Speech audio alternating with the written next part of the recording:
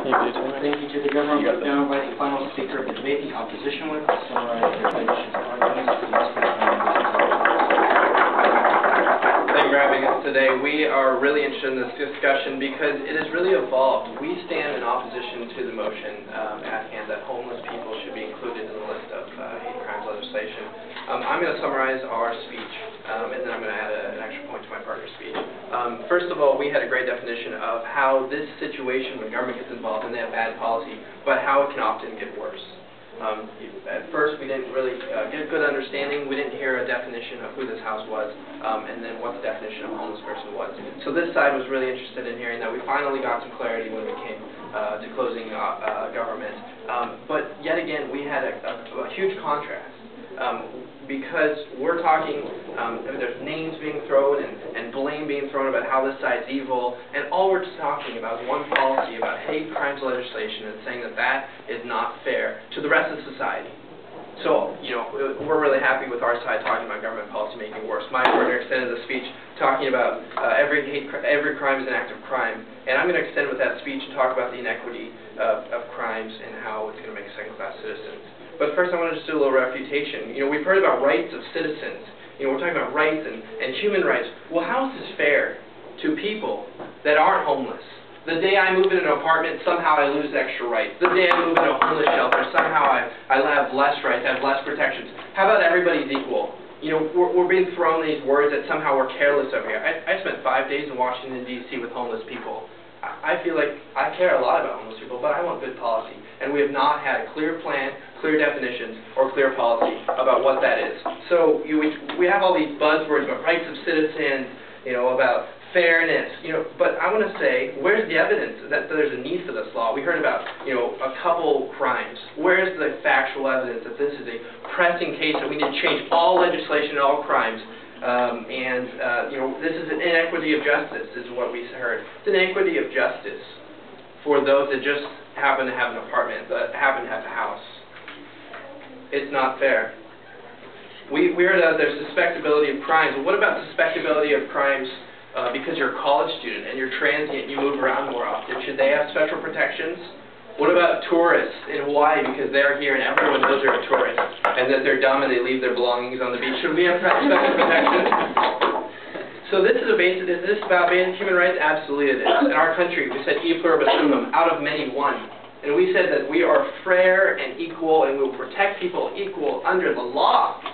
How is it equal and fair to treat people differently? It's not. Government is not helping this with this policy. So they're talking about a vicious cycle, and this is going to make it worse. That's what we're saying. We're talking about how it's going to make it worse. I'm going to talk about every crime is an act of hate. This unjustly classifies people. They haven't shown how you can prove a motive.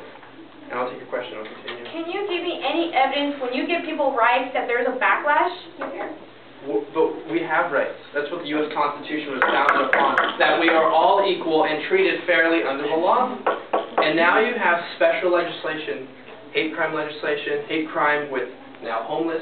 And what about the definition of homeless? This is what my side brought up. What about the definition? How do you define that? Okay, so they're on the beach. We haven't heard whether or not it's on the beach, whether or not it's moving between houses or college students. I understand that they're treated worse, a homeless person. You know, on the way to school today, I was walking, and a man walked up to me. I thought he was going to ask me for money. No, we just had a conversation. Well, I learned really quickly that he had been on drugs. He'd been on welfare for 4 years in New York, and he just came out here. I thought he was a very nice guy, and I encouraged him. I said, you know what, God bless you, good luck in life. But if he happened to rob me, and I happened to punch him back, somehow I would have twice the penalty. I would have a federal felony because I had committed a crime on someone that I did not know was homeless. Oh yeah, there's the intent, right, that's right, that is a part of the legislation, but how do you prove that? That is hard to prove, and that is one of the definitions that we have, is that how do you prove the intent? I'll take a question. So you speak of vulnerability. Would you deny that a homeless person is more vulnerable than a person with residency? Absolutely. People are vulnerable that are homeless. People that are vulnerable that are college students. People are vulnerable that are women. People that are vulnerable that just don't have education. People that don't... Sure, there's tons of vulnerabilities. But you're proposing something to protect and have an unequal criminal justice system because I would say it's kind of a la-la land philosophy, with all due respect. It's that, well, yes, we want to help out people. We're talking about asking about programs. We're being called that we're evil or something because we don't care about homeless people. Absolutely, we do. But we want to hear some programs, some substantive programs about how to actually help these people. Of course they're vulnerable. Of course it's sad. It breaks my heart. I've had an ex-girlfriend that was homeless. It breaks my heart, but we're talking about policy and we're asking for definitions, and you can define it, and there is issues with proving these crimes.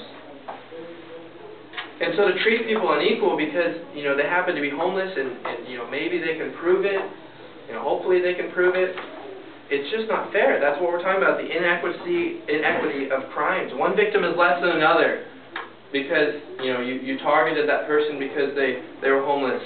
But a homeless person against a homeless person, they know they're homeless, so that makes it twice as bad. And we don't think that's fair. This also infringes on free speech. So we've said every crime is a hate crime. We've talked about how it's a bad policy on the government side. We've talked about how it's inequitable.